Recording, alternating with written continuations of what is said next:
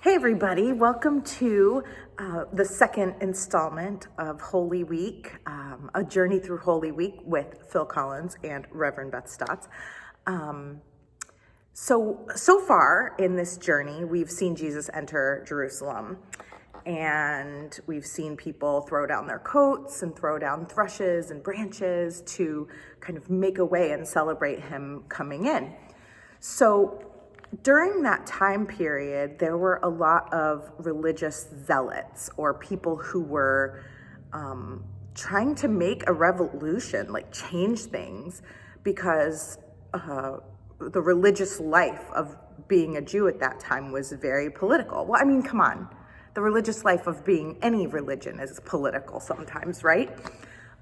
But during that time, Jerusalem was under Roman occupation. So you've got the dynamics between the religious leaders and the Roman occupation, and then all those micro dynamics that take place. It's never just like A versus B. There's always like A1 and A2 and A3 and A4 and B1 and 2 and 3.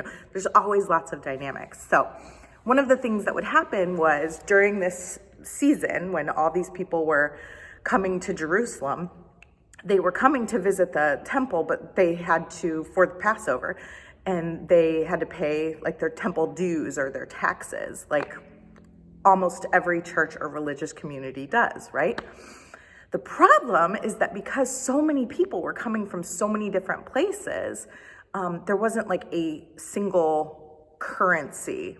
So the temple had its own kind of currency. So people would come from all over and trade their money in with money changers so that they could pay their temple tax. The problem with that is that the people who were the money changers were kind of like not on the up and up.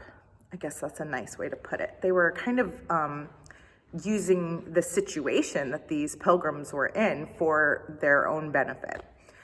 So you've got that, and then you've got the animal sacrifice, right? So one of the things that you would bring to the temple is a bird or an animal, but if you were coming from really far away, you don't want to travel with that animal, right? So you purchase one there. Again, people would like jack up the prices, the demand was so high, so you can jack up the prices. So they would do that. Anyway, so that's what gets us to today's message.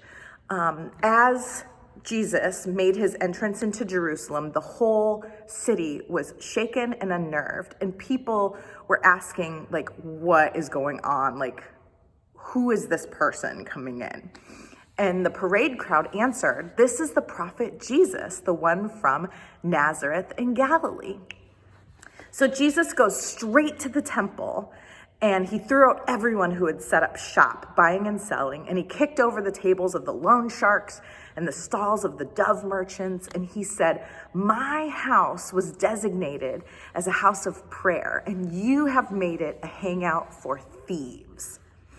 So a lot of people have a hard time with this because we always think of Jesus as like meek and mild and like love and happy, and Jesus got angry, and he used his body to like show his rage.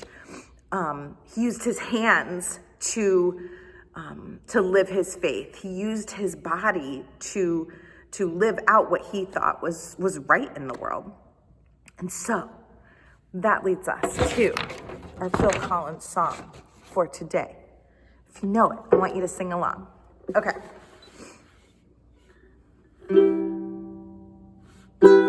I must have dreamed 1,000 dreams, been haunted by a million screams, but I can hear the marching feet, they're moving into the street.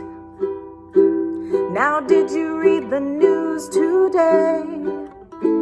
They say the danger's gone away, but I can see the fire still alight. They're burning into the night.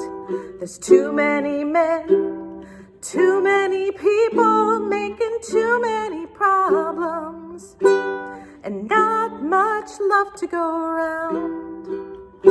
Can't you see this is a land of confusion?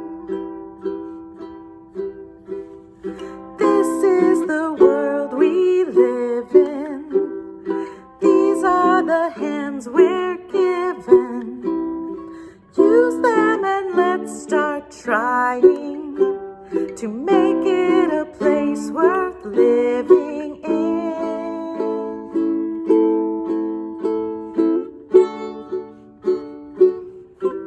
I won't be coming home tonight. My generation will put it right. We're not just making promises that we know we'll never keep. Too many men, too many people making too many problems, and not much love to go around. Can't you see this is a land of confusion? This is the world we live in. These are the hands we're given. Use them and let's start trying to make it a place worth fighting for. This is the world we live in. These are the names we're given. Stand up and let's start showing just where our lives are going to.